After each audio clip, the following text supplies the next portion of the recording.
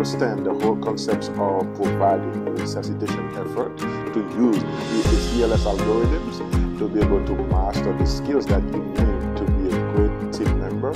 First, you want to make sure you master the basic life support concepts to understand everything. In fact, I have made a video about basic life support fundamentals, and I'm gonna post the link in the description below for you to be able to watch it. In this video, we want to make sure we tackle the idea of understanding the intold cardiac arrest algorithm. All right, let's get to it. Does that mean a high quality CPR? First, you want to make sure you push hard and fast, about 2 inches deep or 5 centimeters. And push fast means you compress at a rate of 100 to 120 per minute, and you allow the chest to fully recall after each compression. You also minimize interruptions and making sure that you don't take no more than 10 seconds after whenever you pause to check for pulse or rhythms. And we want to also provide 30 to 2 compression to ventilation ratio. However, if we have advanced airway, we're going to switch to continuous compressions, and we will do 1 breath every 6 seconds. Part of the high quality CPR is to be able to switch compressors every 2 minutes whenever we check for pulse or rhythm. If one becomes fatigued, we can also switch compressors. Part of the high quality CPR is to be able to avoid excessive ventilation.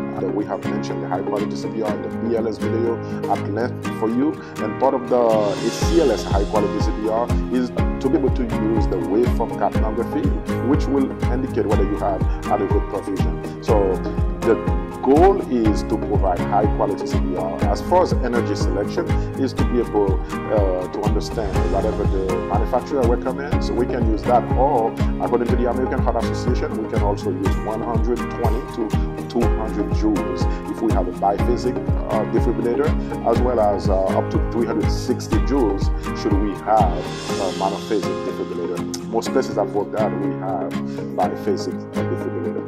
And when it comes to drug therapy, AP can be given IV or IO. Epinephrine is the first medication that we use, and 1 milligram is given every 3 to 5 minutes, and in fact there is no limit for epinephrine. And the next medication I want to talk about is amiodarone or lidocaine. When we have refractory shocks, if we have to shock for 1 time, a second time, a third time, we continue shocking, we can definitely use amiodarone. The first dose is 300 milligrams, followed by, if we have to repeat the second dose, we're going to do half of the first dose, which is 150 milligrams. In other words, we can give 450 milligrams of amiodarone advanced cardiac arrest resuscitation effort. Keep in mind, amiodarone or lidocaine can be given for refractory defib or pulseless VTAC. And if we use lidocaine, dose is 1 to 1.5 milligrams per kg.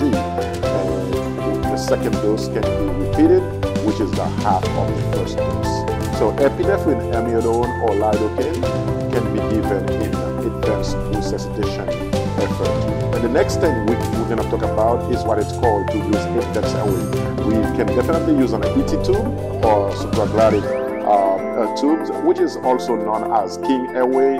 The supraglottic is a little bit easier, does not need any medical training to insert one. We just insert it through the mouth, and then we inflate the 2 cuffs, and that way you can provide good ventilation. If we have an ET tube, it does require the skills how to intubate the patient, and definitely respiratory is very good at doing that, and as well as the physicians, and therefore they can provide advanced airway. That's one way to provide advanced airway. Keep it, if we have advanced airway in place, we're going to switch to continuous CPR, which will stop every 2 minutes to check the pulse and rhythm, followed by 1 breath every 6 seconds. We have ROSC, which is return of spontaneous circulation, is to be able, once you have established there was a pulse, and you quickly check for blood pressure. You have the blood pressure, you have the pulse, so that's a good indication for ROSC. And sometimes you see a sudden change in the capnography number, usually greater than 40, and if there was a sudden increase and sustained change in the capnography, and we're gonna determine that we have ROSC. If you are working at a place where you have intra-arterial monitoring, which is arterial line, the moment you notice there's a waveform without any compressions, it tells you that you have ROSC, which is an invasive way to measure your blood pressure. So yes, when we work in the critical care settings, it's not unlikely to have many patients with the arterial line monitoring in place. But to understand the reversible causes will help save lives. Okay, so what does that mean? The reversible causes. We have H's, we have T's. Okay, let's see what are the H's. The first H is hypovolemia, which means you have low volume, which can be due to trauma, to bleeding. There are many reasons that you can have hypovolemia, and the way to treat that is to provide fluids, whether you use crystalloids or colloids. The next H is what it's called hydrogen ion, which is acidosis. Okay, if your patient is acidic enough, that patient can go into cardiac arrest. And being able to reverse the acidosis, whether you give fluids and you give sodium bicarbonate. By the way, sodium bicarbonate is very controversial in terms of the outcome. Whether we have with the ventilation, we give fluids and we give sodium bicarbonate. The goal is to have these folks from staying in an acidic state. Next H is what it's called hypo or hyperkalemia. When someone has a low potassium or a high potassium, it is detrimental.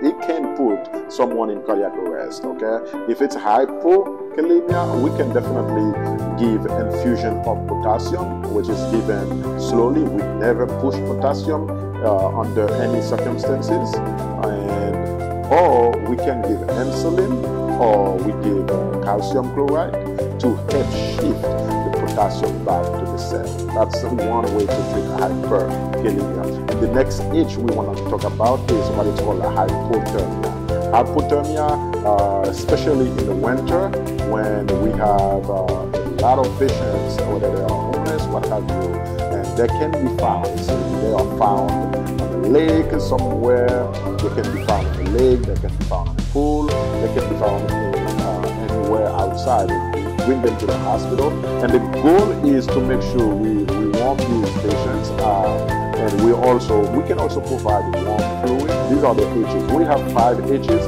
We also have 5 T's. Okay, the first T is what is called toxin. It can be drug overdose, which can be intentional or unintentional. Just keep that in mind. And the best way to treat toxin is to be able to reverse the effect of the drug. If we know what the patient has taken prior to the cardiac arrest, and we can reverse the toxin effect for that victim. And the next T is what it's called thrombosis. We have 2. If it's in the heart, we call it myocardial infarction. If it's in the lungs, we call it pulmonary embolism.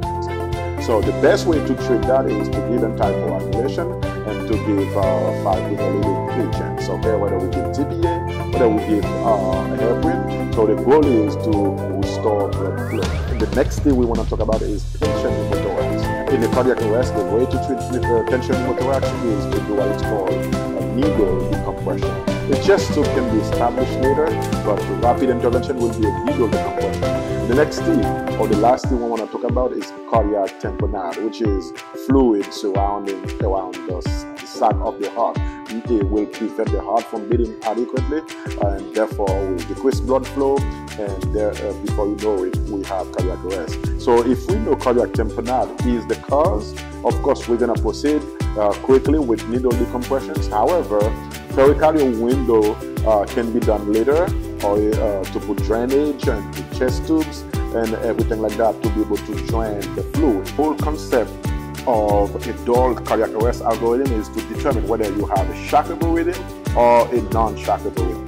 First, we have the 2 shockable rhythms and 2 non-shockable rhythms. So we're going to have 2 rounds, okay? After we determine whether the shock is shockable or not, again, CPR is underway. We put the patient on the monitor, we're giving oxygen. We're going to determine at this point whether we have shockable rhythm or non-shockable rhythm. For shockable rhythm route, we want to make sure that we have VFib or pulseless VTAC. Once we establish the rhythm is shockable, what we're gonna do, we're gonna charge defibrillator. We're gonna, while compression is on the way, we're gonna charge the defibrillator, and we're gonna deliver the first shock. We'll immediately resume chest compressions. Okay. Every 2 minutes, we're gonna check for pulse, and we're gonna check the rhythm. If the rhythm continues to be shockable, either we are in defib or pulseless VTAC, we're gonna deliver the second shock at this point. We have given the first shock and the second shock. We're gonna deliver the first medication. We're gonna administer IV or IO. We're gonna give epinephrine, 1 milligram every 3 to 5 minutes. Okay.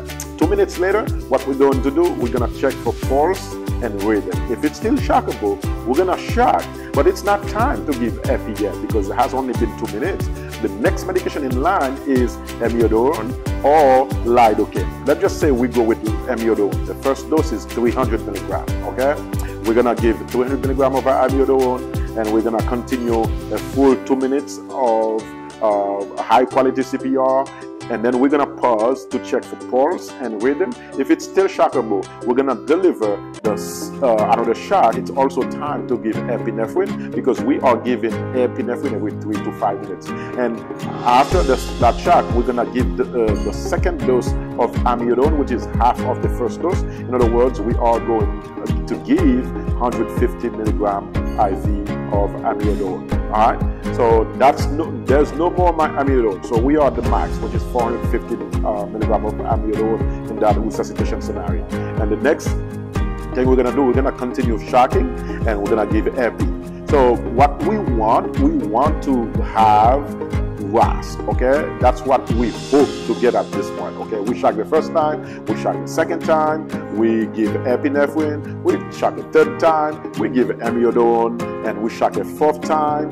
We continue giving epi every 3 to 5 minutes, a last dose of amiodarone. If we were to do lidocaine, by the way, the dose for lidocaine is 1 to 1.5 milligram per kg. The second dose will be the half of the first dose. And either lidocaine or amiodarone will bring the same outcome. So that's why we choose either one, depending on what the physician, the team leader wants to use, however.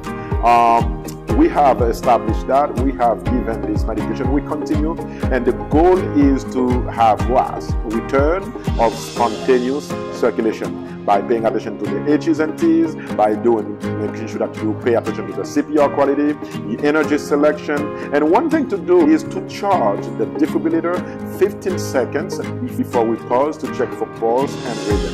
If it's shockable, that means we already have the device, the defibrillator, ready to go. We can deliver the shot at this point. Now, once we put the patient on the monitor, what if the rhythms are not shockable? We only have two. We have asystole and we have PEA, which is pulseless electrical activity.